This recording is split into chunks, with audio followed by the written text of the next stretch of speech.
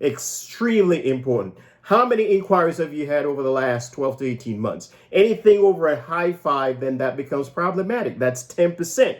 So now we're up to 25% of your credit score. Then another 10% is based on your credit mix, the diversification of your credit report, your credit history. You're looking at revolving and you're looking at installments. Revolving, like your credit card installments, like a mortgage or a car payment, your student loan. That's another 10%. So that's 35% of your credit score already.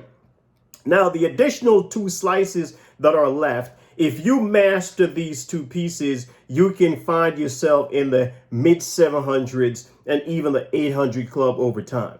So 30% is based on your usage. How much of your credit limit have you been using? Now, the recommendation is no more than 30%.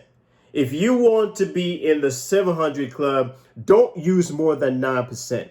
If you'd like to be in elite status, don't use more than 5% of your credit limit. Then 35% is based on your payment history. Have you been paying your bills on time? If you've been paying your bills on time, then that 35% is going to be looking really good. Otherwise, it becomes problematic. So now let's talk about knowing that in terms of how your credit score is made up, how it's calculated, and the model that is used. Let's talk about lenders. A lot of folks right now are thinking, okay, based on the pandemic, based on the time, based on everything that's happening right now, it is a good time to buy. Is that a fact? Yes, for a lot of people, that's true. It's a good time to buy. And so a lot of people want to capitalize on the American dream, which is owning a house. And in many cases, that becomes an asset because it creates equity over time. The American dream, own a house, great.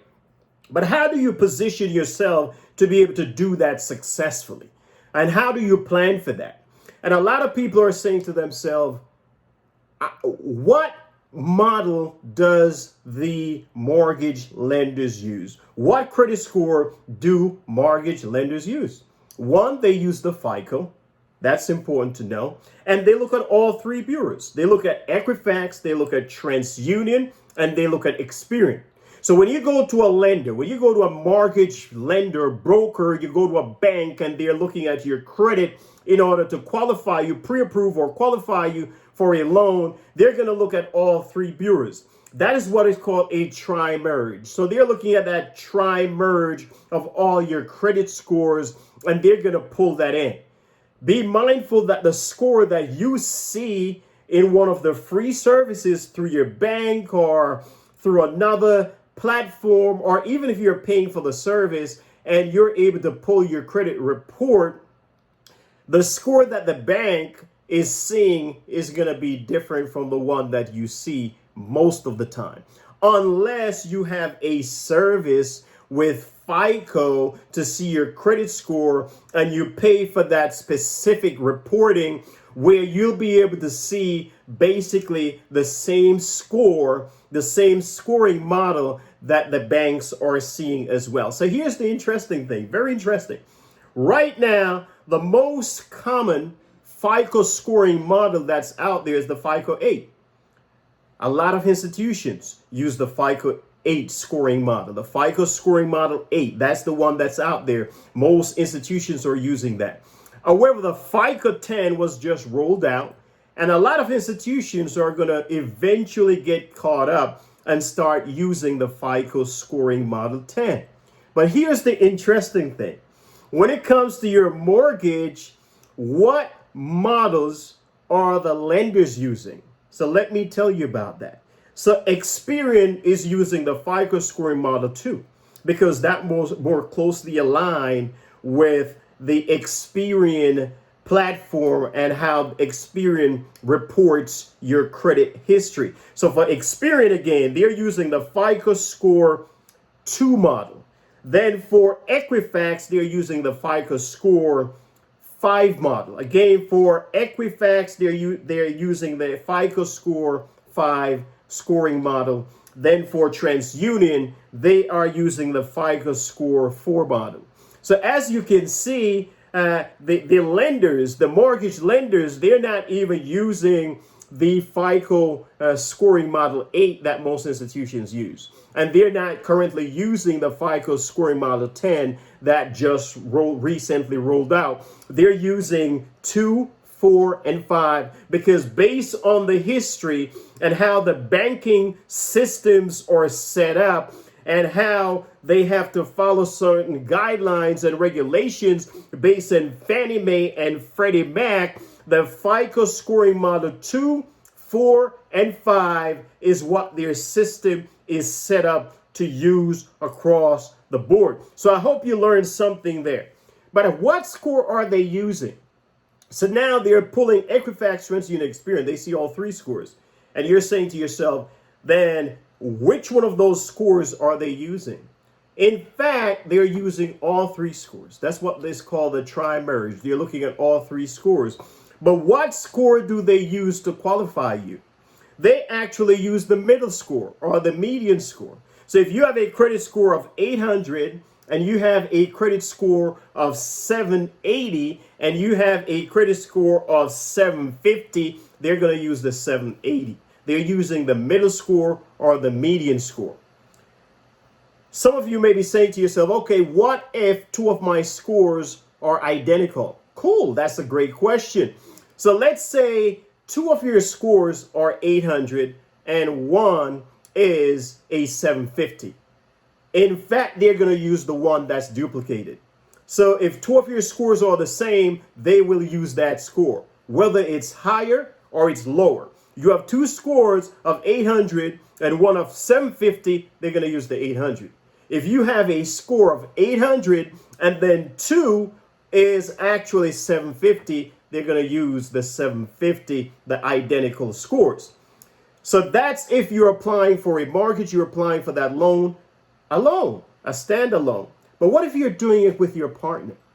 If you're doing it with your partner, your spouse, your significant other, they're going to take the same approach. They're going to break down, they're going to pull that individual's credit, and they are going to look at the middle or the median score, which is theirs of that individual, and then they are actually going to take the lower score of both of you.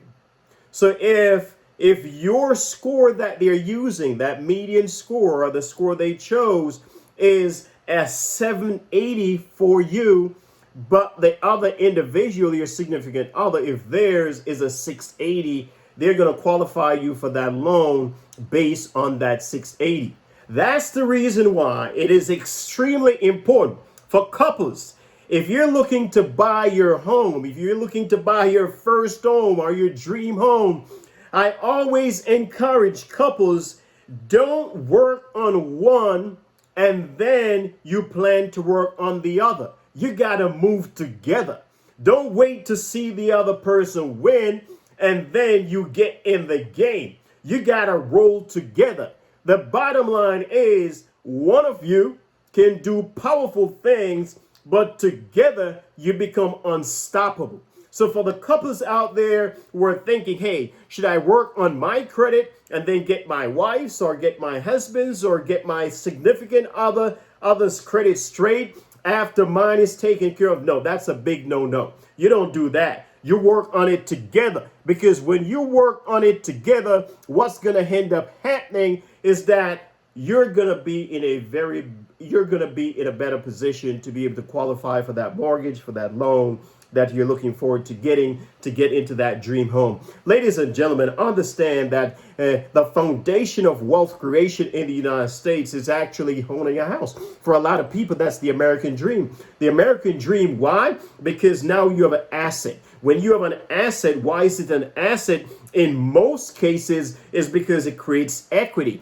Because it creates equity over time, now that's an investment. You can have one property, which is your main property, or you can now get a second property where you're looking at a real estate investment. It changes the ball game. It changes the equation. It positions your family to win. So I hope, I'm not going to stay on here much longer, but the bottom line is, I wanted to get on here on tonight and National Get Smart About Credit Day here and just provide some value for you. I know a lot of folks are looking to take their credit to the next level. A lot of folks are thinking about home ownership and really just getting out of renting and positioning their family to win. So I wanted to narrow it down and really provide some value. Again, ladies and gentlemen, my goal is education. I educate to elevate. Financial literacy, financial education is extremely important. Me, when I graduated from college, I had a 524 credit score and I struggled for a long time. Finally got it in the 800 club. My life has never been the same. It is a game changer and a life changer. And so I just want to position you to win. So how do you win? If I provided value enough for you this evening and you have additional questions, it's very easy to get to me. My cell phone is 786-505-0270. Understand that when you reach out to me and I provide information, education without action is nada, nothing. When you get information, when you get educated, in order to be elevated, you got to take action, and that's what's going to return and provide some success for you. So I'm going to jump off here right now. But hey, it is Thursday in America, and I hope you're in a better position now when it comes to credit, understanding how it's calculated, and really getting a good idea as to how mortgage lenders evaluate your credit and do that pre-approval or that final approval process to get you into that first home or that dream home of yours. With that being said, once again, this is Lyndon Weathers, 800 Club Minister, and I'm on a mission to help 1 million individuals with their credit, financial literacy. Have a good evening. God bless.